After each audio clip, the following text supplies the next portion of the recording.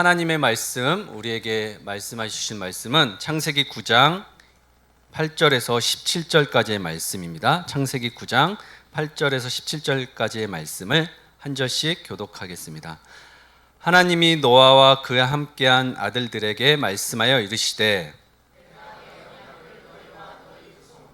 너희와 함께한 모든 생물 곧 너희와 함께한 새와 가축과 땅의 모든 생물에게 세우리니 방주에서 나온 모든 것 곧 땅의 모든 짐승에게니라.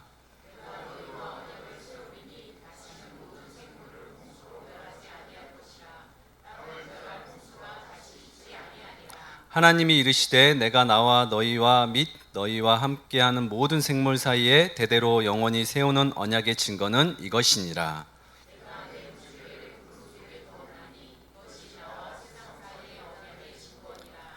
내가 구름으로 땅을 덮을 때 무지개가 구름 속에 나타나면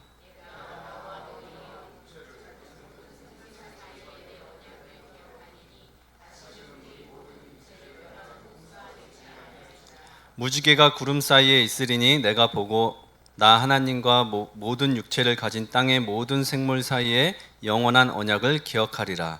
하나님이 노아에게 또 이르시되 내가 나와 땅에 있는 모든 생물 사이에 세운 언약의 증거가 이것이라 하셨더라. 아멘. 이 말씀을 하나님의 말씀으로 받겠습니다. 아멘. 네, 반갑습니다. 오늘도 옆에 붙는 분들께 그리고 앞뒤로 인사하겠습니다. 당신은 소중한 사람입니다. 당신은 소중한 사람입니다. 당신. 네, 지난주에 당신에게 좋은 일이 있을 겁니다. 이렇게 인사를 했는데 한 주간 좋은 일 있으셨나요? 네, 아멘. 좋은 일들 여러분들에게 많이 있으실 겁니다. 그렇게 믿고 이렇게 사시면 좋겠어요. 다음 주면 이제 명절이 시작되잖아요.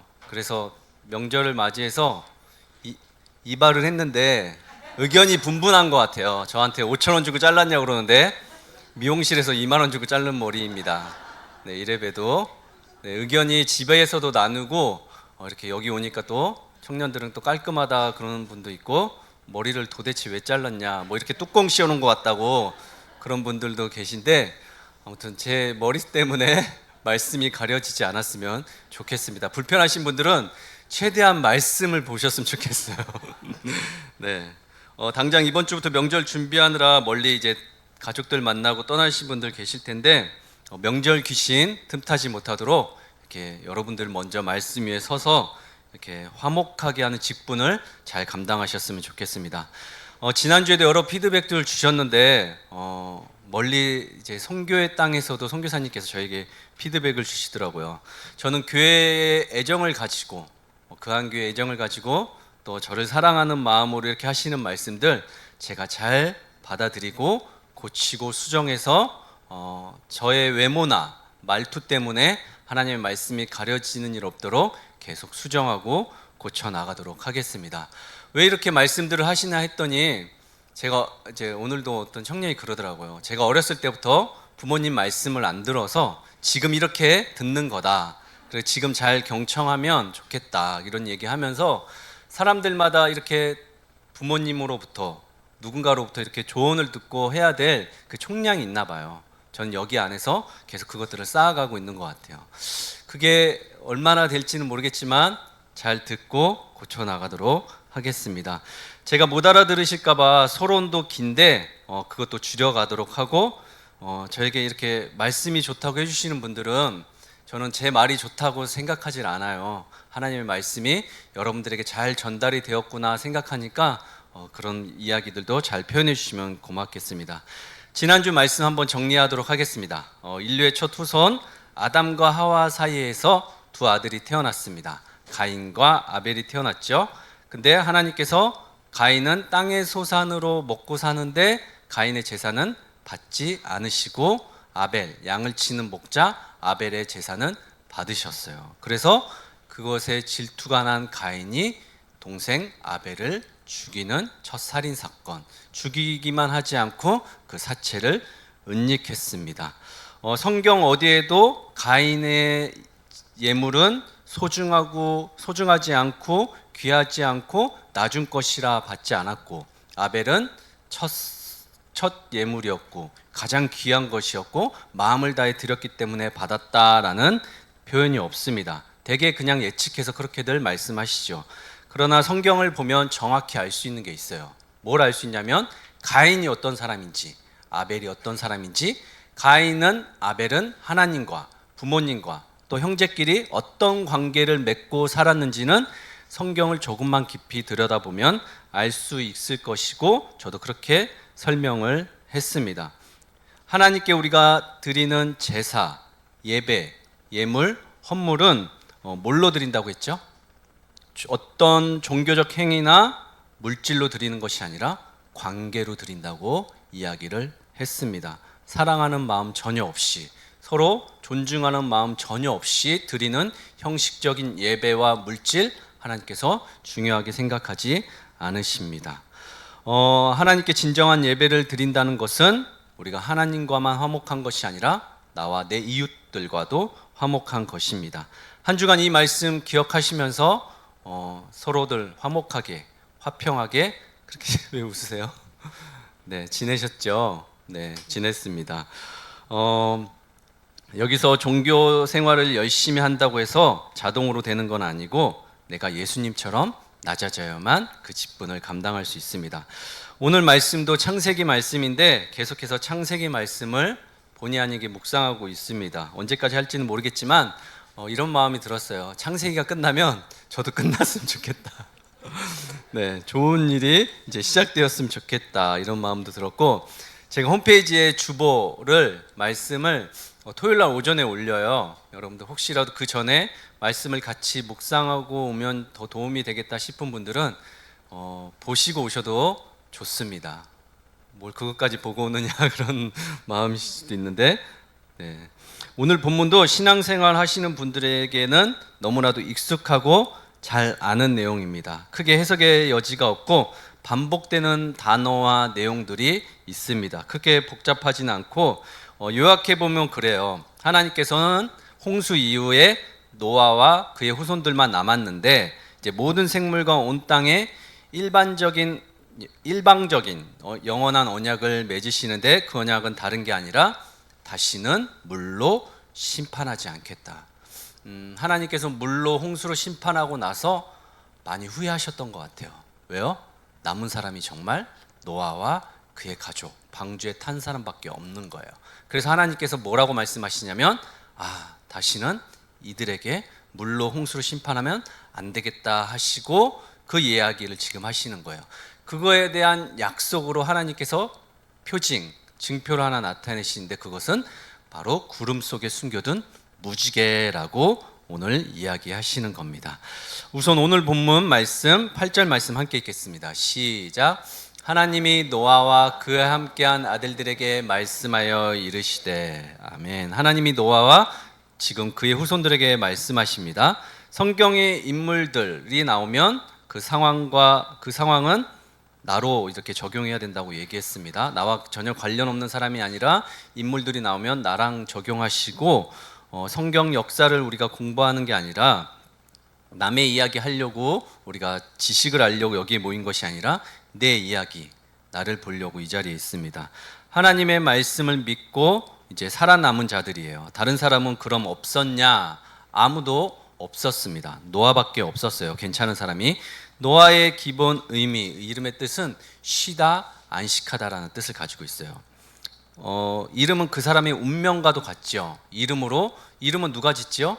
그 사람이 존재하게 된 그 깊은 관계를 맺고 있는 부모나 이제 어르신들이 이렇게 지어주죠. 어떻게 이름을 지을까요? 이 이름대로 살라고 이름을 지을 거 아니에요. 이 아이가 저주받은 땅에서 수고해서 우리에게 안식과 위로를 가져올 자라는 의미로 노아의 이름을 지었습니다. 노아의 사명이에요. 이 황폐하고 적막하고 무질서하고 부패하고 완전 망가진 이 땅 가운데 노아를 하나님께서 부르신 거예요. 백성들을 위로하라고, 다시 안식을 찾아가라고. 그리고 노아와 함께한 아들들은 누구일까요? 셈과 함과 야벳입니다. 단순한 혈통적 관계가 아니라 이 세대의 마지막 생존한 후손들이에요. 이제 노아의 방주의 이제 노아와 이제 방주 사건, 홍수 사건에 대해서 잠깐 설명을 드리자면, 홍수가 왜 일어났습니까? 홍수가 일어나기 전 상황을 보면 알 수 있죠. 우리가 계속 창세기를 봐서도 알 수 있듯이 하나님께서는 최적화된, 정말 손 하나 까딱하지 않아도 되는 완전한 땅을 만드셨습니다. 그리고 그곳에서 생육하고 번성하고 땅에 충만하라고 그런 완전한 세상을 만드셨어요. 그러나 죄로 인해 오염된 인간들은 그곳에서 영원히 살 수 없어서 세상 밖으로 쫓겨나게 되었습니다. 하나님의 예언대로 이제 세상 밖에서 쫓겨난 그 아담의 후손들은 이제 사람들이 늘어나기 시작했어요. 아담의 후손들은 부모의 가르침보다 그리고 세상을 쫓아 살기 시작했습니다. 굳이 하나님 없어도 힘 있는 자들이 떵떵거리며 살고, 또 약한 사람들을 괴롭히고 폭력과 음란과 거짓과 이런 것들이 일상이 되어버렸습니다. 무엇이 잘못인지도 모르고 무감각한, 그냥 세상에 육적으로 충만하게 살았어요. 여기서 비참한 것은 가인과 아벨만 보아도 누가 가르쳐 주지도 않았어요. 성경에서 누가 얘기하지도 않았는데 그냥 시기, 질투, 증오, 살인을 하기 전에 가졌던 여러 가지 내적인 악한 것들이 저절로 막 이어졌어요. 인간은 선은 애를 써야 돼요. 노력해야 되고요. 인식해야지 겨우 선을 행하고 살 수 있어요. 근데 아이러니하게도 악은 굳이 노력하지 않아도 그냥 저절로 되는 것이 우리 인간의 모습이에요. 누구 얘기할 것도 없이 그냥 자신에게 한번 손을 올리고 생각해 보세요. 나는 누가 보지만 않으면 어떤 존재인지. 양심으로 사는 것도 교회 문 밖으로만 나가면 얼마나 많이 부딪히고 사는지 우리가 알 수가 있어요. 그리고 나서 하나님께서 그 시대의 상황을 정확히 표현한 구절이 있는데, 창세기 6장 5절에서 6절입니다. 함께 읽겠습니다. 시작. 여호와께서 사람의 죄악이 세상에 가득함과 그의 마음으로 생각하는 모든 계획이 항상 악할 뿐임을 보시고 땅 위에 사람 지으셨음을 한탄하사 마음에 근심하시고. 아멘. 여기서 인간의 마음을 진단을 예체르라고 하는데, 빚다, 형성하다 이런 의미를 가지고 있어요. 토기장이가 이제 진흙을 이렇게 반죽해서 무언가를 만들어내고 빚어내잖아요. 근데 그 한마디로 마음의 구조, 내면의 틀이 저 반죽과 같다는 거예요. 반죽 자체가 이미 오염되어 있다는 거예요. 무엇을 만들던 간에, 무엇을 이렇게 형상화하던 간에 사실 존재론적으로 이미 그 반죽 자체가 심하게 부패되어 있다는 걸 이야기하고 있어요. 선한 게 아무것도 없다는 것입니다. 우리가 겉으로 드러난 외상 같은 거는 쉽게 치료할 수가 있어요. 소독도 하고 약도 바르고 밴드도 붙이고 이렇게 깊게 그랬으면 꿰매기도 하고 수술까지 하며 고칠 수가 있어요. 그러나 이 마음 안에, 이 내면 안에 심각하게 고장나고 오염된 것은 고치기가 힘듭니다. 하나님은 인간이 실수로 죄를 짓는 것을 보신 것이 아니라 죄를 생산해내는 이 뿌리 깊은 마음 안에서부터 이미 고장났음을 이야기하고 있어요. 여기 또 한 가지 이제 찾아볼 단어가 근심하다인데, 근심하다의 원어가 3장 16절에 나와 있는 하와에게 해산의 고통을 말씀하실 때 쓰인 단어와 같은 어근입니다. 무슨 말이냐면 부모가 자식을 낳을 때 겪는 고통과 똑같이 하나님께서는 인간의 죄를 짓는 것으로 말미암아 심하게 아파하시고 고통스러워하셨다는 거예요. 그게 근심이에요. 그래서 하나님은 온몸에 퍼진 암 종양을 제거라도 하듯이 수술을 하기로 결심합니다. 그러나 하나님은 그 수술을 바로 하지 않으세요. 저 같으면 바로 인간의 마음 자체가 이미 부패해졌고, 이 어떤 행위나 결과로 낳은 잘못이 아니라 그냥 인간 마음 본연 자체가 부패해 있고 거기서 나오는 것 자체가 선한 것이 없으면 그냥 저 같으면 그냥 그 자리에서 다 쓸어버릴 것 같은데, 하나님께서는 그렇게 하지 않으셨어요. 무려 120년을 기다려 주셨습니다. 그 당시 인구의 평균 수명이 900년, 800년 하니까 가능했습니다. 그리고 나서는 40일 동안 밤낮 쉬지 않고 비가 쏟아져 내려 세상이 물에 잠기기 시작했는데 120년간 만들었던 방주만 물에 이렇게 뜨기 시작하는 거예요. 그리고 그 안에 들어가 있던 사람들, 생물들만 살아남게 되었습니다. 성경에 나와 있진 않는데 제가 그냥 묵상했을 때 하나님께서 120년간 물을 받아놓고 계셨던 것 같아요. 그러면서 방주를 만드는 동안 하나님께서는 기다리고 계셨겠죠. 이렇게 어마어마한 방주를 만드는데 사람들이 몰랐겠어요? 보고 있지 않았겠어요? 저는 왜 그렇게 방주를 크게 만드셨나 생각할수록 충분히 이 방주를 보고 탈 수 있는 넉넉한 크기의 하나님께서 방주를 만드시지 않았을까.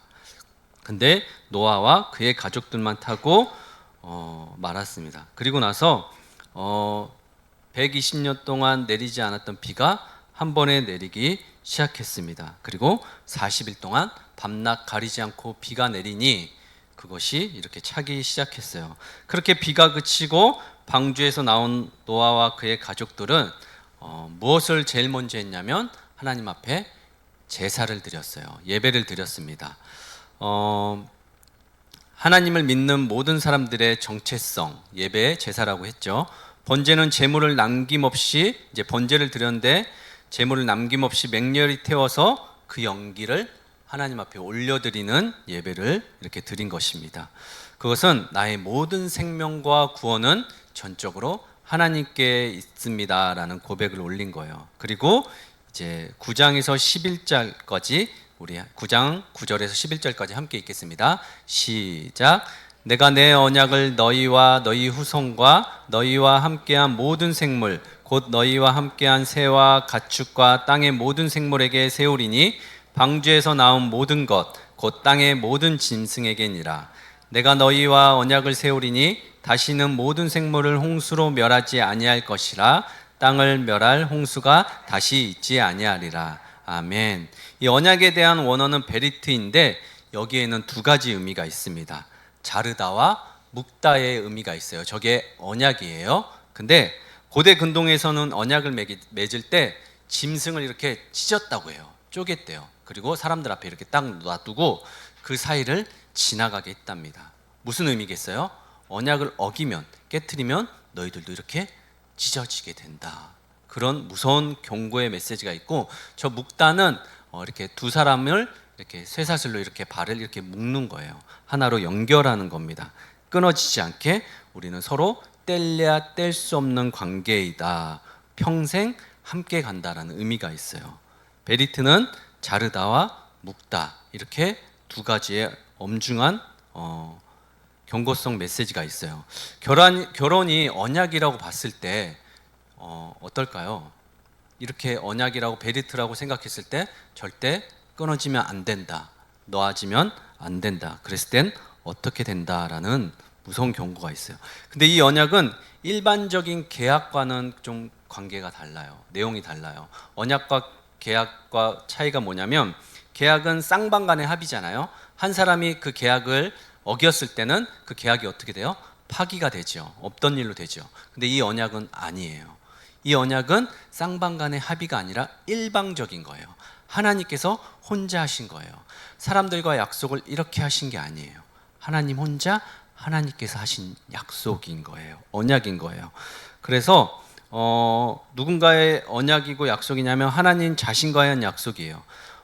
이해되시나요? 그래서 예수님의 십자가는 우리와 하나님께서 하신 약속이 아니라 하나님께서 하나님 자신과의 한 약속을 이루신 거예요. 무슨 약속이었어요? 내가 반드시 인간을 구원해내고 말겠다. 이거는 우리와의 약속이 아니라 하나님께서 하나님 자신과 한 약속입니다. 그 언약을 지키기 위해서 하나님께서는 지금도 우리를 이 자리에 불러주고 계시고 우리의 어떠함 때문이 아니라 하나님 스스로 한 약속 때문에 우리를 포기하지 않고 한 사람 한 사람 기억하시고 이 자리에 있게 하시고 지금 우리와 함께한 가족들과 함께 예배드리게 한 것입니다. 이것은 9장 1, 2절 그리고 이 언약은 노아만이 아니라 모든 생물에게 확장되는데 이것은 9장 1, 2절을 이렇게 병행해서 봐야 합니다. 한번 보시면 하나님께서 노아에게 하신 생육하고 번성하고 땅에 충만하라 이 말씀은 창세기 1장 28절을 이제 소환한 거예요. 첫 장, 창세기 첫 장의 말씀을 그대로 가져온 거예요. 왜 하나님의 말씀은 새롭게 주시지 않고 옛 말씀을 다시 이렇게 꺼내고 소환하셨을까요? 답은 간단합니다. 세상이 엉망진창 무너졌기 때문이에요. 성경을 잘 보시면 이전의 메시지들 상기해서 하나님께서 가지고 오고 꺼내실 때가 있습니다. 비교가 되는지 모르겠는데 사람들이 반복되는 이야기들을 할 때가 있잖아요. 잔소리로 들을 때도 있지만 왜 반복해서 이야기를 계속 옛날 이야기들 꺼낼까요? 하나님의 통치와 역사들이 잘 이루어지면 괜찮은데 후퇴할 때, 다시 제자리로 돌아갈 때, 다시 악한 길로 갈 때 하나님께서는 그 전에 했던 이야기들을 다시 상기시키시며 꺼내십니다. 인간이 다시 시작해야 하는 자리에서 하나님은 가장 처음 하셨던 본질적인 내용들을 꺼내서 이야기하시는 거예요. 이건 역시 인간과 한 약속 때문이 아니라 하나님께서 하나님 자신과 한 약속 때문입니다. 우리 대한민국 헌법 1조 1항 2항 잘 아시죠? 대한민국은 민주공화국이다. 대한민국의 주권은 국민에게 있고 모든 권력은 국민으로부터 나온다. 국민 주권의 원칙을 명시한 우리 헌법이에요. 가장 기본되는 조항인데 당연히 이 얘기가 당연한 이야기가 언제 어디서 꺼내진 줄 아세요, 여러분? 이 조항은 평상시엔 잘 우리가 꺼내지 않아요. 그러나 언제 이 문장이 울려 펴집니까? 나라가 흔들릴 때, 그리고 권력이 남용될 때, 국가의 질서가 무너졌을 때, 민주주의가 파괴되었을 때 광장에서 사람들의 함성과 이런 것들이 울려 퍼지는 겁니다. 이제 다시 시작할 거야. 남겨진 노아의 가족들에게 이제 하나님께서 말씀하시는 거예요. 생육하고 번성하고 땅에 충만하라. 창세기 1장 하나님께서 천지를 창조하고 인간을 만드셨을 때 하셨던 말씀을 살아남은 노아와 노아의 가족들에게 다시 꺼내서 말씀하시는 거예요. 너희가 너희 부모, 너희 조상들에게 들었을지 모르겠는데 다시 말한다. 생육하고 번성하고 땅에 충만하라. 이것이 살아남은 너희들의 사명이다. 하나님께서 창세기 1장에서 아담에게 주신 그 창조의 사명을 홍수라는 거대한 그런 심판의 중단, 거대한 중단 버튼을 누르고 나신 후에 다시 각인시키는 거예요. 너희가 전에는 기억하고 각인될 만한 증거가 없었어. 왜냐하면 사람들이 다 죽었거든. 하지만 이제 너희가 보게 될 거야. 성경을 잘 보시면 하나님의 말투가 느껴져요. 여러분 제 말만뿐만 아니라 돌아가셔서 이 말씀 한번 쭉 계속 읽어보세요. 하나님께서 오늘 9장에서 어떤 심정으로 이 말씀을 하셨는지 느껴지실 거예요. 하나님과는 어울리는 단어는 아니지만 저는 이 말씀을 이번 주 내내 100번 넘게 읽으면서 하나님께서 굉장히 소심하게 뭔가 미안한 마음을 가지고 뭔가 그런 분이 아니신데 죄책감을 느끼시나? 실수하셨다고 생각하셨나? 많이 후회하고 계신 건가? 지금 조심스럽게 하나님께서 다시 새롭게 준비한 일들을 설명하시고 그리고 그 언약의 증거로 너희에게 보여줄 것이 있다고 이야기하십니다. 그리고 12절부터 17절까지인데 한번 그냥 띄워놔 주십시오. 계속 띄워놔 주세요. 12절에 보시면 하나님이 직접 말씀하세요. 나와 너희와 함께하는 모든 생물이라는 말은 살아있는 모든 존재에게 일시적이고 단편적인 언약이 아니라 바뀌지 않는 영원불멸한 언약을 세울 건데 그냥 말로만 하지 않고 이제 증거로 나타낼 거야. 13절에 그것을 어디에다 숨겨놓겠다? 무지개에 숨겨놓겠다. 이것이 무지개를 보면 너와 나의 세상의 언약의 증거라는 것을 기억해라. 이렇게 하나님께서 말씀하시는 거예요. 하나님께서 그때 언약을 이제 이어가시는 사인 증거들이 있어요. 노아 때는 저렇게 무지개가 있었고요. 글씨 잘 보이신지 모르겠는데 너희는 포피를 이제 베어라. 이거는 아브라함의 언약인데 할례에 관한 거예요. 그리고 모세의 안식일에 관한 이제 언약이 있었고 다윗의 왕자의 보존에 관한 이제 언약을 이야기하실 때가 있었어요. 그리고 예수님께서 최후의 만찬에서 새 언약을 이야기하시며 성찬을 베푸시죠. 그리고 성령의 새 언약, 새 역사, 너희들이 방언으로 모여서 이야기하게 될 거야. 이런 언약들을 상기시킬 때가 있어요. 이것 외에도 하나님께서 언약을 상기시키기 위해 표적들이 나타날 건데 하나님의 마음이 느껴지시나요? 저는 짠하게 다가와요. 어떻게 해서든 인간을 구원해 내시려고 이런 표징들을 이제 사인들을 하나님께서 놔두셨어요. 저라면 그냥 계속 말씀을 보면서 확 그냥 쓸어버리면 될 텐데 무언가를 계속 놔두시고 하나님께서 이제 사인을 만들어내셔요. 직접 나타내진 않으시고 이렇게 표징들을 나타내십니다. 그리고 이제 드디어 무지개가 이제 등장합니다. 성경에서 무지개가 처음 등장하는 맥락은 인류의 전무후무한 심판, 이제 홍수가 일어난 직후입니다. 이번 주에는 당연히 제가 이 무지개에 대해서 많이 묵상하고 생각을 해봤어요. 무지개는 단순히 물방울이 이제 떨어지면서 햇빛에 반사되어서 비춰지는 일곱 빛깔 아름다운 이제 그런 색깔로 구분되는 것이 아니라 비긴 후에 이제 비가 그치고 난 후에 이제 아름다운 자연적인 풍경만이 전부는 아닙니다. 오늘 우리에게 하나님께서 노아에게 또 보여주셨던 그 찬란한 언약 무지개에 대해서 함께 해보고자 하는데, 먼저 우리에게 무지개를 보기 위한 까다로운 조건들이 몇 가지가 있는지 한번 보았으면 좋겠어요. 무지개는 찰나의 기적이라고도 하는데 그런 무지개가 이제 만들어지는 조건이 저는 세 가지로 이렇게 보고 있거든요.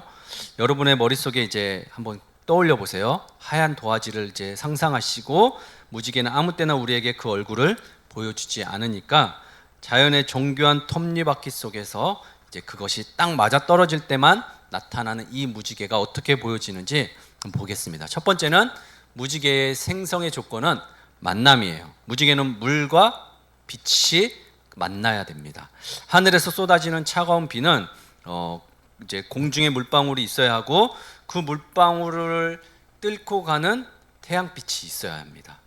날씨가 맑기만 해서도 안 되고 흐린 날씨만 되어서도 볼 수가 없어요. 어두운 비구름과 밝은 햇빛이 공존하는 그 찰나의 순간에 굴절이 되어서 반사되어서 보이는 게 바로 일곱 빛깔 무지개예요. 또 두 번째는 무지개를 볼 수 있는 관찰의 조건은 방향에 있습니다.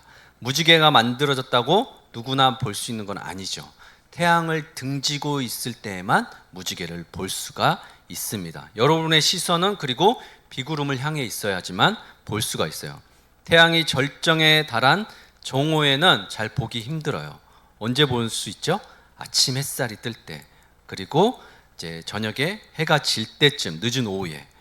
그러면서 제가 뭘 깨달았냐면 하나님께서 인간의 눈높이에 맞춰서 태양빛이 내려와 내 등 뒤를 비출 때만 그 영광스러운 무지갯빛을 목격할 수 있게 했다는 거예요. 어디다 숨겨놓지 않고 어디 멀리다 놔두지 않고 그 찰나의 순간에 딱 사람의 눈높이에 볼 수 있게 했다는 거예요. 세 번째는 무지개를 유지할 수 있는 조건은 바로 멈춤에 있습니다. 이것이 가장 어려워요. 무지개는 마치 살아있는 생물처럼 굉장히 예민해요. 태양빛이 계속 비춰야 하고 공중의 물방울이 계속 이렇게 떠 있어야지만 무지개를 우리가 볼 수 있어요. 무엇보다도 관찰자인 내가 정면에서 똑바로 바로 서 있어야지만 무지개를 볼 수가 있습니다. 자리를 옮긴다거나 바람이 불어서 구름을 이렇게 건들다거나 물결을 이렇게 치거나 밀어내거나 하거나 태양의 각도가 조금만 흔들려도 무지개는 금방 사라져 버려요. 신기루처럼. 그래서 무지개를 발견했다고 해서 호들갑 떨면서 누군가에게 막 전화를 해요. 야, 무지개 떴어. 그래봤자 볼 수 있는 건 나밖에 없어요. 눈이 내리는 것처럼 뭐 사람들에게 전화한다고 다 볼 수 있는 풍경이 아닙니다. 이 모든 조건이 딱 맞아 떨어져야지만 그 찰나의 순간에 존재하는 덧없는 아름다움이 바로 무지개입니다. 그런데 오늘 성경은 이토록 까다롭고 사라지기 쉬운 자연현상을 들어 결코 사라지지 않는 하나님의 언약, 약속을 이야기합니다. 여기에 놀라운 신학적 대조가 함께 맞물려 있는데 숨어 있어요. 첫 번째는 무지개는 심판과 은혜의 공존입니다. 잘 들으셔야 돼요. 앞서 무지개를 보려면 뭐가 있어야 된다고 했죠? 두 가지, 비와 물, 그다음 햇빛, 빛이 있어야 된다고 이야기했습니다. 성경에서 비는 전부라고 할 수 없지만 심판을 나타내는 메시지로 사용될 때가 있어요. 그러나 빛은 태양빛은 반드시 하나님의 은혜와 긍휼을 상징합니다. 노아에게 홍수는 끔찍한 트라우마였을 것 같아요. 왜냐? 노아의 방주에서 나온 순간 세상은 다 물에 잠기고 말았으니까. 살아남은 사람은 정말 하나님의 말씀대로 나와 내 가족들밖에 없었으니까. 먹구름만 이렇게 껴도 가슴이 철렁철렁하지 않을까요? 하나님께서 또 비를 내리시면 어떡하지? 하나님은 그 두려운 먹구름 위에 근데 노아가 두려움에 떨고 있을 때마다 빛을 비추시는 거예요. 우리의 인생도 그렇습니다. 눈물인지 빗물인지 모를 힘들고 어려운 상황들이 계속 있을 수 있어요. 언제쯤 나는 밝은 빛 가운데서 이렇게 다시 회복되어 살아갈 수 있을까? 계속 눈물겨운 인생을 살아갈 때가 있습니다. 그럼 우리는 절망하죠. 하지만 우리는 결코 그것으로 결론을 삼으면 안 돼요. 방에서 어둠에서 빗물과 눈물 섞인 곳에서 나와서 밝은 빛 가운데로 가야 합니다. 그러면 그 눈물방울에 주님의 빛이 만나면 우리 인생에는 세상이 줄 수 없는 아름다운 무지개 빛으로 바뀔 수가 있어요. 고난 없이 신앙생활이 가능할까요? 물론 우리가 신앙생활을 잘하기 위해서 일부러 고난을 찾아갈 필요는 절대로 없어요. 근데 사는 게 그렇지만은 않죠. 하나님께서는 고난을 잘 이겨내면 그 뒤에는 상상할 수 없었던, 우리가 상상도 못했던 그 영광이 우리를 기다리고 있다고 약속해 주셨습니다. 비가 그치고 햇살이 비치면 그 접점의 순간에 심판 넘어 긍휼을 베푸시는 하나님의 마음을 우리가 느낄 수가 있어요. 두 번째, 무지개는 하나님을 등에 업고 세상을 마주하는 법입니다. 무지개를 보려면 태양을 등지고 비구름을 봐야 된다고 말씀을 드렸죠. 이것은 놀라운 영적 원리예요. 우리가 인생의 폭풍, 문제를 만날 때 나 혼자 있으면 두려움이 임할 수밖에 없어요. 그리고 여러분들이 당면한 문제와 그 두려움은 사실 여러분들 스스로 해결할 수 있는 일이 그렇게 많지는 않습니다. 여러분들이 스스로 해결할 수 있다면 그건 두려움으로 오지 않을 거예요. 문제로 생각하지 않을 겁니다. 그때그때 해결하고 넘어가겠죠. 하지만 그 자리에 남아있고 나에게 두려움으로 온다는 건 내 영역이 아닐지도 몰라요. 하나님께서 내 등 뒤에서 그 일을 행하실 때, 그 문제와 두려움을 가져가실 때 거기서 완전히 해방될 수가 있습니다. 내 등 뒤에 빛 대신 주님을 모시고 문제를 바라보면 진짜 정말 그건 아무것도 아닌 것이 될지도 몰라요. 그 폭풍 위에는 약속의 무지개가 이렇게 떠오릅니다. 태양은 내 뒤에서 나를 비추고 나는 그 빛을 받아 어두운 세상을 이렇게 바라봅니다. 이것이 우리 성도들의 자세예요. 하나님의 도우심을 배경으로 삼고 세상의 아픔을 직시할 때 우리는 비로소 한 줄기 소망을 발견할 수가 있습니다. 세 번째, 무지개는 조건 없는 하나님의 약속의 상징이에요. 가장 중요한 포인트가 여기에 있어요. 자연의 무지개는 태양의 각도가 바뀌거나 또 사람이 자리를 뜨면 어떻게 돼요? 금방 사라져 버려요. 조건이 바뀌면 사라져 버린다고요. 이것이 세상의 이치랑 똑같아요. 하지만 창세기 9장의 언약은 정말 다릅니다. 하나님께서는 내가 내 무지개를 구름 속에 두었다라고 얘기해요. 그러니까 무지개가요, 어느 순간 찰나에 떠오르는 것이 아니라 무지개가 구름 속에 숨겨져 있다고요. 이해되세요? 엄청난 은혜예요, 여러분. 이것을 잠시 왔다 사라지는 세상의 그런 것과는 다른 거예요. 그래서 이 언약을 영원한 언약이라고 하는 거예요. 우리는 얼마나 물방울 같은 존재입니까? 얼마나 변덕스러워요, 마음이. 금방금방 상황에 따라, 환경에 따라 바뀌고 옮겨가고, 사람들과 관계도 어때요? 좋을 땐 좋다가도 또 한번 등 돌리고 나면 금방 끝이고, 조금만 좋다고 해도, 조금만 불편하다고 해도 언제든지 얼마든지 자리를 옮기고, 이 사람하고도 관계 맺고 저 사람하고도 관계 맺고 이렇게 왔다 갔다 하는 게 우리잖아요. 우리의 믿음은 있다가도 없고 없다가도 생기고 막 계속 이러는 것 같아요. 어쩔 때 막 손들고 찬양하기도 하다가도 또 어떨 때는 하나님을 원망하기도 하고, 우린 계속 이렇게 뜰 때도 있고 가라앉을 때도 있고, 이게 계속 공존하며 왔다 갔다 하는 것 같아요. 물방울 같은 존재인 것 같아요. 저만 봐도. 우리의 시선은 보이는 것에 의해, 느껴지는 것에 의해, 주어진 환경에 의해서 자꾸 흔들리는 사람들이에요. 우리가 만드는 조건대로라면 구원의 무지개는 수천 번도 더 사라졌어야 돼요. 그러나 하나님은 말씀하십니다. 제가 세 번역으로 읽어드릴게요. 무지개가 구름 사이에서 나타낼 때마다 내가 그것을 보고 나 하나님이 살아 숨쉬는 모든 것들 곧 땅 위에 있는 살과 피를 치는 모든 것과 세운 영원한 언약을 기억하겠다. 아멘. 우리는 보는 것이 전부가 아닙니다. 하나님이 보시는 것이에요. 우리가 보는 것이 아니라 하나님이 보시는 거예요. 내가 조건을 맞추지 못해 내 눈에 무지개가 보이지 않는 캄캄한 밤일지라도 어둠 속에 살고 있을지라도 변함없으신 하나님은 그 언약을 기억하고 계세요. 인간의 부패함, 나의 연약함, 흔들림이라는 악조건 속에서도 하나님은 당신의 일방적인 사랑으로 이 세상을 그리고 저와 여러분을 붙들고 계십니다. 자, 이제 제가 어디에서도 들어본 적 없는, 저도 들어본 적도 없고 본 적도 없는 이야기를 한번 해보겠습니다. 여러분들이 들어본 적 있는지, 이런 메시지를 본 적이 있으신지 들어본 적 있으신지 나중에 한번 이야기해 주세요. 잡혀갈지도 모르겠지만 하나님께서 저에게 관상학적으로 주신 메시지라고 믿고 확신에 찬 메시지를 한번 전해보겠습니다. 성경 원어로 무지개는 퀘셰트예요, 여러분. 활이에요. 전쟁용 활입니다. 여기에 두 가지 의미가 동시에 있어요. 근데 창세기나 사무엘이나 호세아나 예레미야 시편에는 주로 퀘셰트는 공격용 살상 무기예요. 이게 무지개란 뜻이에요. 주로 모든 본문에 주로 군사력, 국가의 힘을 상징하는 거예요. 근데 퀘셰트는 살리는 도구가 아니라 죽이는 도구예요. 이해되셨죠? 그러나 오늘 본문과 에스겔 1장 28절만 무지개로 나옵니다. 에스겔 1장 28절 볼까요? 함께 읽겠습니다. 시작. 그 사방 광채의 모양은 비 오는 날 구름에 있는 무지개 같으니 이는 여호와의 영광의 형상의 모양이라. 내가 보고 엎드려 말씀하시는 이의 음성을 들으니라. 아멘.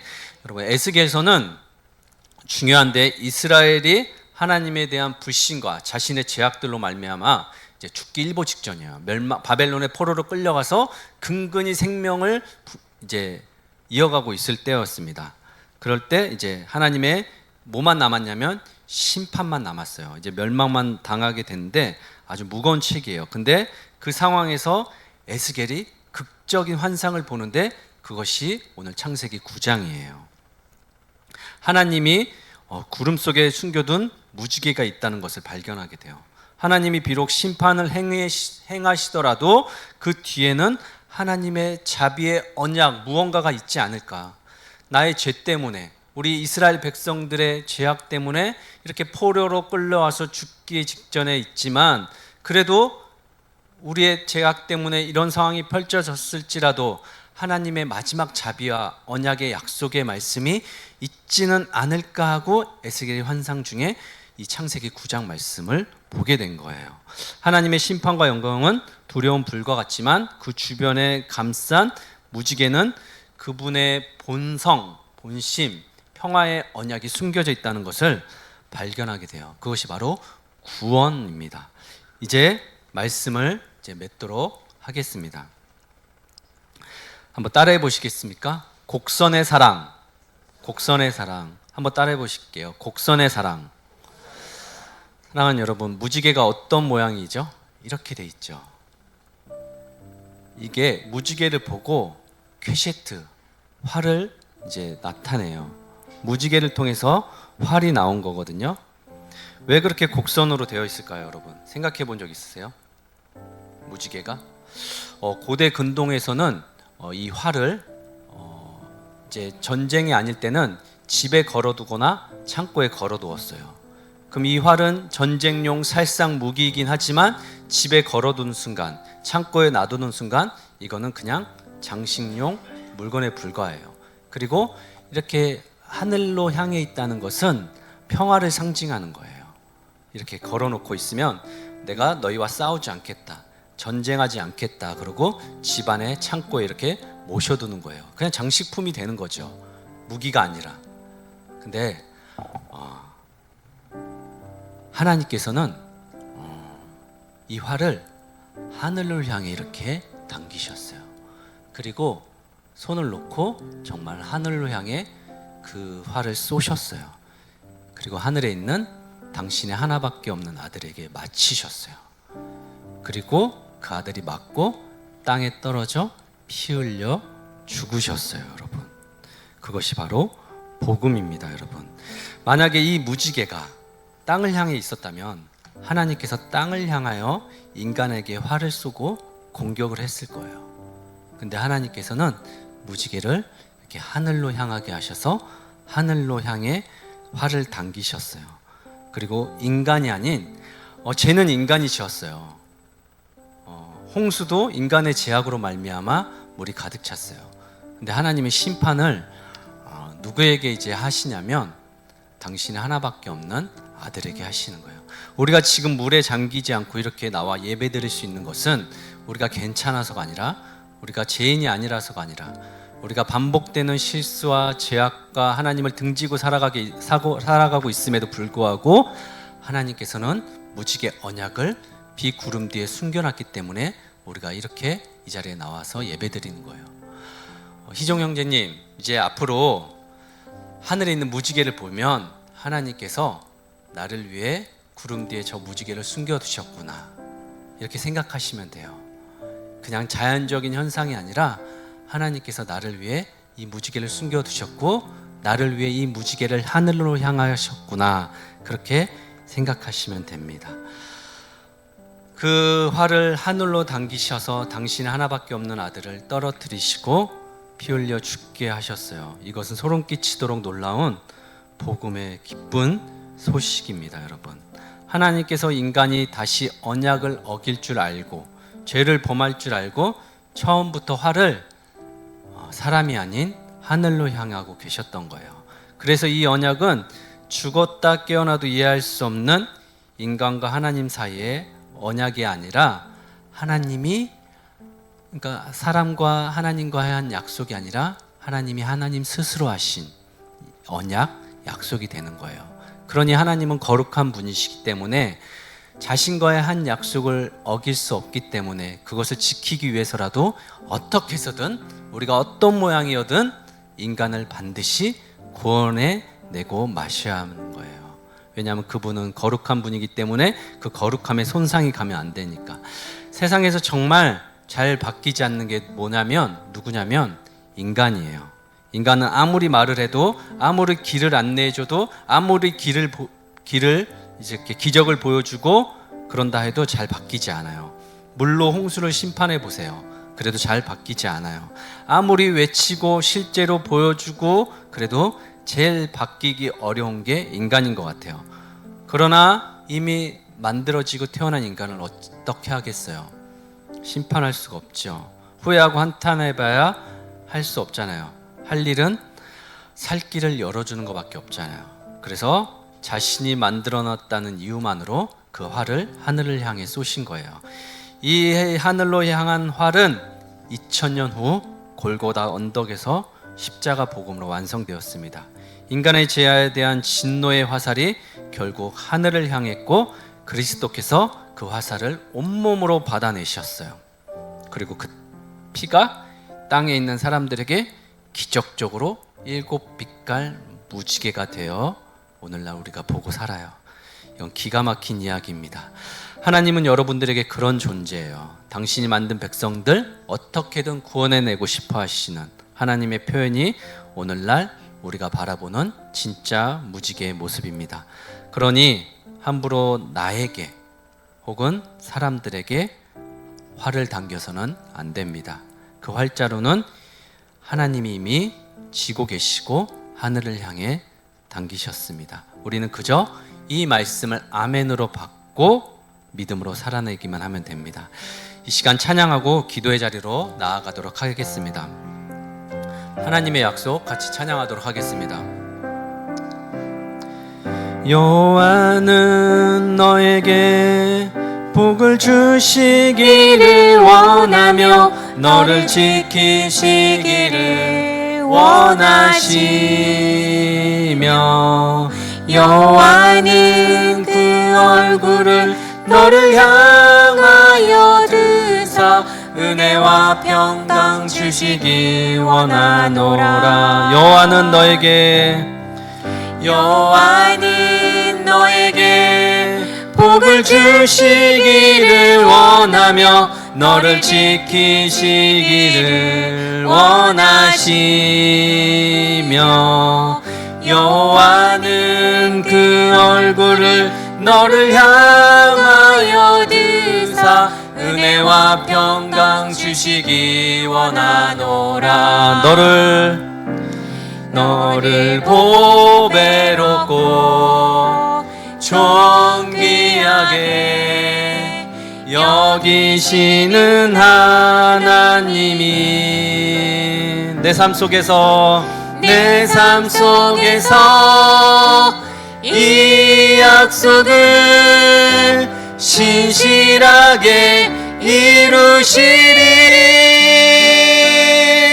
땅에 기름진 것으로 하늘에 신령한 것으로 너를 복주시고 지키실 하나님이 너의 영혼 잘 되도록 은혜 베푸시며 평강으로 인도하시리. 한 번 더 하겠습니다. 하나님은 여호와는 너에게 복을 주시기를 원하며 너를 지키시기를 원하시며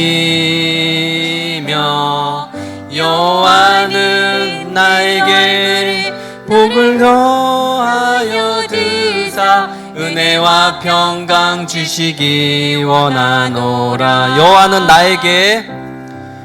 여호와는 나에게 복을 주시기를 원하며 나를 지키시기를 원하시며 여호와는 그 얼굴을 나를 향하여 드사 은혜와 평강 주시기 원하노라. 너를 보배롭고 존귀하게 여기시는 하나님이 나의 삶 속에서 이 약속을 신실하게 이루시리.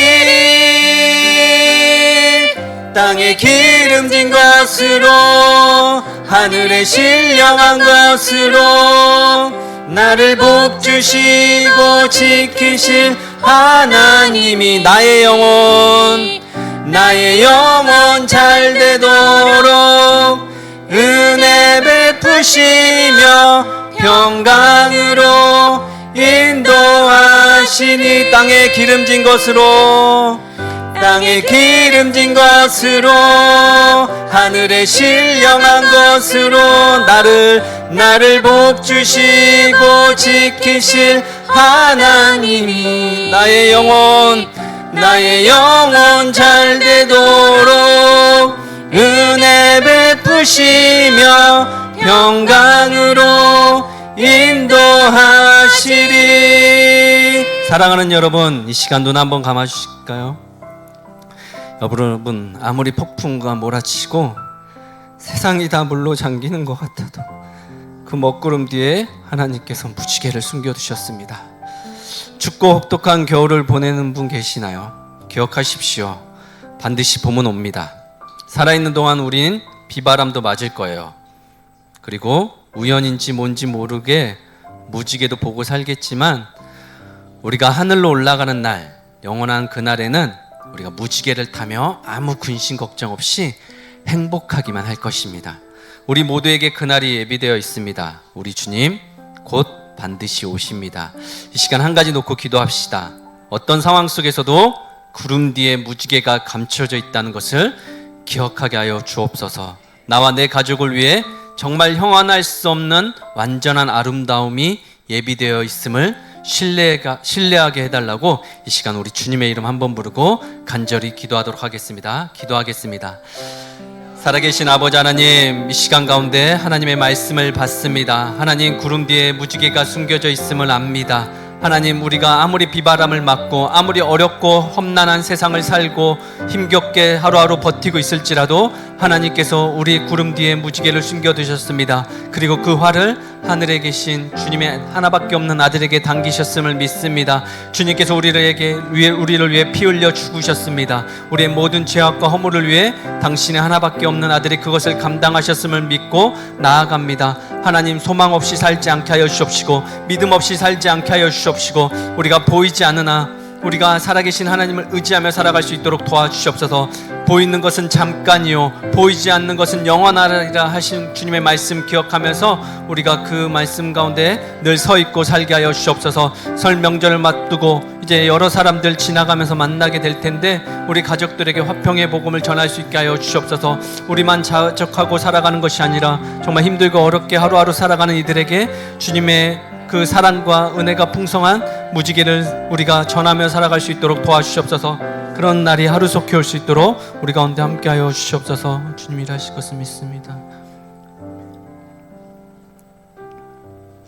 살아계신 하나님 아버지, 오늘 노아와 무지개 언약의 말씀 앞에 서게 하시니 감사합니다. 홍수로 모든 것을 쓸어버리셨지만 다시는 물로 세상을 멸하지 않겠다고 하늘의 케셰트, 곡선의 사랑, 무지개 언약을 걸어두신 주님을 찬양합니다. 우리의 죄 때문에 심판의 활을 겨누셔야 마땅하지만 그 활을 하늘에 거두시고 심판의 화살을 당신의 아들 예수 그리스도께 향하게 하셨음을 우리가 기억합니다. 십자가에 찍히신 주님의 몸과 흘리신 피로 우리를 새 언약의 백성으로 삼아주신 은혜 너무 고맙고 감사합니다. 생육하고 번성하고 땅에 충만하라 하신 그 사명을 오늘 우리 교회와 우리 가정과 우리 자녀들에게 다시 흘려보내겠습니다. 그 한 교회를 방주 삼아 모이게 하셨으니 여기 모인 한 사람 한 사람을 복음으로 생육하게 하시고 사랑과 거룩으로 번성하게 하시며 예수 그리스도의 향기로 이 지역과 땅끝까지 충만케 하여 주옵소서. 비가 오는 날에도 구름이 가득한 날에도 우리의 환경은 요동치지만 언약의 하나님의 말씀은 흔들리지 않으심을 우리가 붙들고 나아갑니다. 시험과 환난 속에서도 낙심과 두려움 속에서도 언약을 세우시고 지키시는 하나님을 끝까지 신뢰하며 나아가게 하여 주옵소서.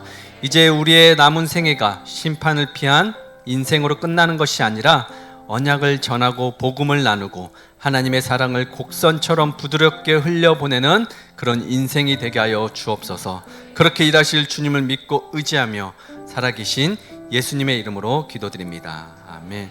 우리 예수님이 가르쳐 주신 주기도문과 축도로 예배를 마치겠습니다. 하늘에 계신 우리 아버지, 아버지의 이름을 거룩하게 하시며 아버지의 나라가 오게 하시며 아버지의 뜻이 하늘에서와 같이 땅에서도 이루어지게 하소서. 오늘 우리에게 일용할 양식을 주시고 우리가 우리에게 잘못한 사람을 용서하여 준 것 같이 우리 죄를 용서하여 주시고 우리를 시험에 빠지지 않게 하시고 악에서 구하소서. 나라와 권능과 영광이 영원히 아버지의 것입니다. 아멘. 이제는 우리 주 예수 그리스도의 은혜와 하나님의 크신 사랑과 성령 하나님의 감화, 감동, 역사, 충만하신 은혜가 세상의 홍수 가운데서도 자신이 세운 언약을 잊지 않으시고 우리를 기억하시고 비구름 뒤에 무지개를 숨겨두신 주님의 사랑을 기억하며 나도 소망 없이 살아가는 사람들에게 하나님의 약속을 숨겨진 언약을 증거하며 살리라 다짐하며 나아가는 우리 사랑하는 여기에 모인 성도님들과 이곳에 없지만 영상으로 예배드리는 성도님들 또 우리와 연결되어 있는 모든 사람들 머리 위에 지금부터 영원토록 함께 하시기를 간절히 축원하옵나이다. 아멘.